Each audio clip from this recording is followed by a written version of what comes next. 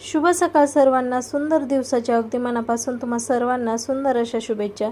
छान अशी इथं सकाळची पूजा झाली, त्यानंतर घरातली कामं वगैरे आवरून घेतली. दुपारच्या वेळामध्ये थोडासा आराम केला आणि डायरेक्ट संध्याकाळी व्हिडिओला सुरुवात केली. आज मी लावलेला होता वाटीधूप, त्यामुळे इतकं प्रसन्न वातावरण झालं होतं घरामध्ये की काय सांगायलाच नको. संध्याकाळच्या जेवणामध्ये आज मी बनवणार होती भोपळ्याची भाजी, तीही लाल तिखटाची, म्हणजेच हिरवी मिरची न वापरता लाल मिरची पावडर वापरून छान अशी इथं सिंपल पद्धतीने भोपळ्याची भाजी बनवणार होती. जर तुम्हाला डिटेलमध्ये रेसिपी हवी असेल तर तुम्ही मला नक्की कमेंट करू शकता. अगदी छान अशी लागते.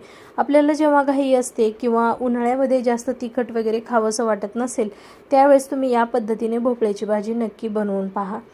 भोपळ्याची भाजी बनवायला टाकल्याने लगेचच ज्वारीच्या छान अशा भाकरी देखील बनवून घेतल्या.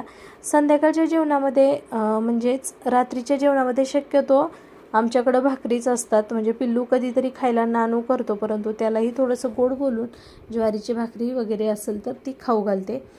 तर भाकरी वगैरे इथं बनवायचं चालू होतं, भाजी देखील होत होती. तर आजचा हा जो व्हिडिओ आहे तो मी संध्याकाळी शूट केलेला आहे आणि तर लगेचच मी व्हॉइस ओव्हर करायला घेतलेला आहे.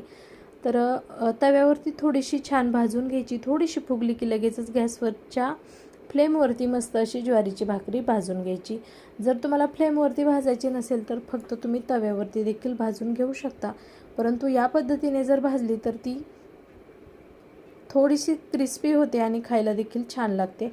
आता असं म्हणतात की हेल्थसाठी चांगलं नाही, परंतु आपण जास्त काही प्रत्येक वेळेसच भाजते असं देखील नाही, कधी मूड असतो तेव्हा. तर इथं छान अशी आपली भोपळ्याची भाजी देखील तयार आहे आणि रात्रीच्या जेवणामध्ये आज सिंपल असा मेनू होता, भाकरी आणि भोपळ्याची भाजी. तर आजचा व्लॉग असा होता. कसा वाटला ते नक्की सांगा.